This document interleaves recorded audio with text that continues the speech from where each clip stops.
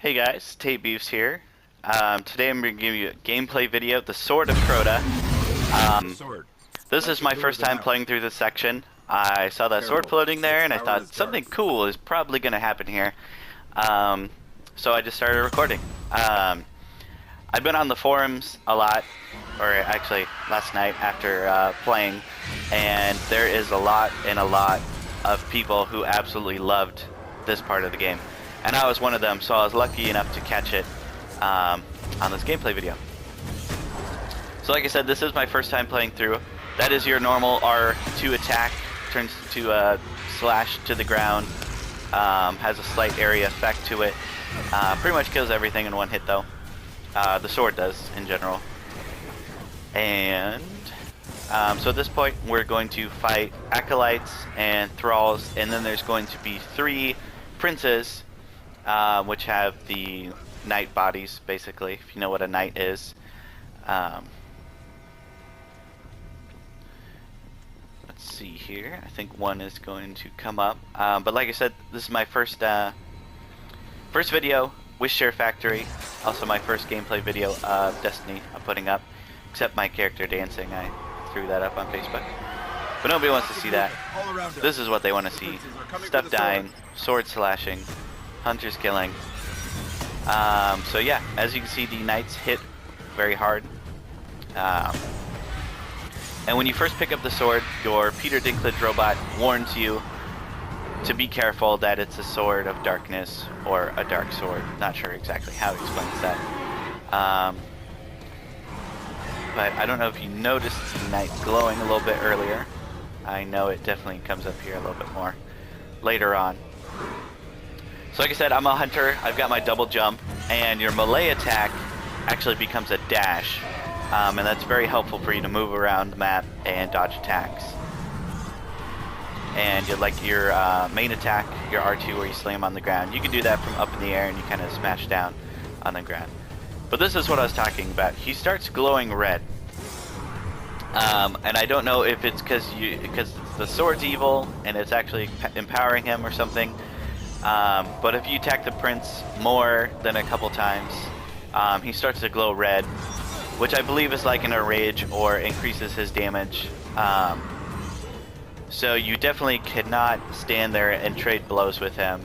I mean, he'll kill you in 2 or 3 hits anyways, but if you hit him more than a couple times, I think then he just kills you in 2 hits.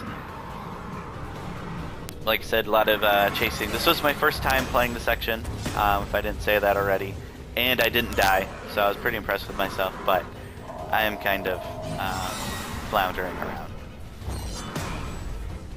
And so like I was saying, this is my first gameplay video. I did not get to play the Destiny beta at all. I was kind of upset about that, but this is gameplay from day one. I played it all day, picked it up 10 in the morning, popped it in. Didn't stop playing until 1 in the morning, so I had quite a long gaming session with my hunter, and then also I got to play a Titan, and me and my friend partied for a good section of the game, almost the whole Earth section. And partying's really easy. You just go to options, the roster, and you add people or friends who are playing to your fire team, and they get an invitation. In saying that, the very beginning of the game, there's this nice gameplay video. There's a silly gameplay video of people waving and saying hi and explaining how the partying works. So we thought we could party right off the bat. Unfortunately, you cannot actually play the first section in a party, as far as I could tell.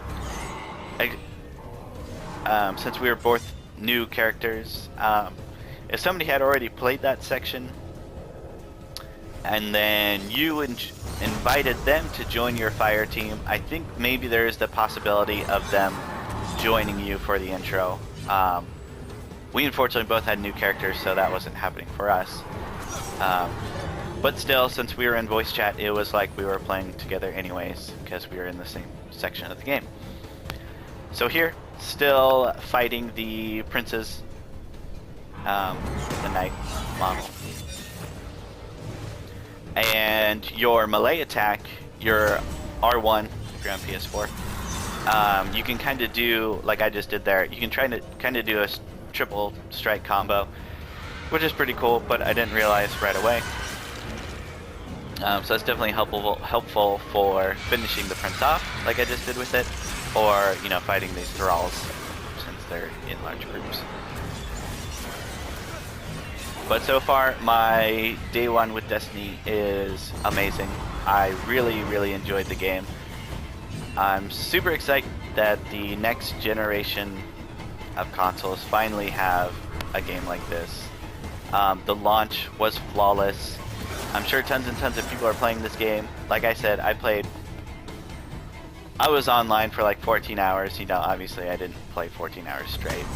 But during that time, I only got disconnected once or twice where I had just had to rejoin. You get disconnected and you get sent to orbit. So it's not even really like being crazy logged out or anything. You get sent out to orbit and then you just pick wherever you were and go back to where you were.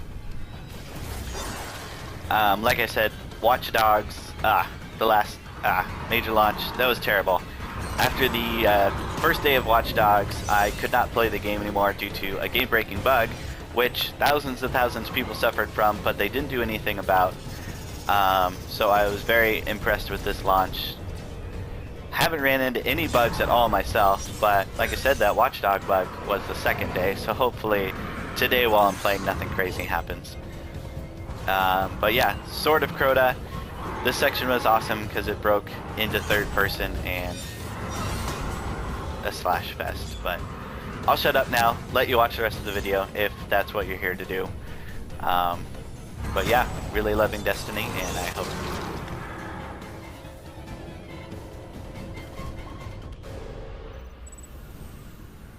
the sword is gone. They say that was one of the most powerful weapons the Hive ever wielded against us. The Cryptarchs won't believe this.